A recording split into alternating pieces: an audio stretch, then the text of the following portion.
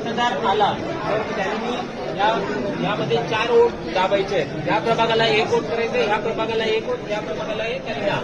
बरोबर आहे. आता आपण हे बॅलेट दिलेलं आहे. हा बिझी लॅम्प पेटलेला आहे. जेव्हा मतदार आतमध्ये जाईल तेव्हा त्याच्या डाव्या बाजूला पहिला हा असेल, पहिला युनिट अ ब.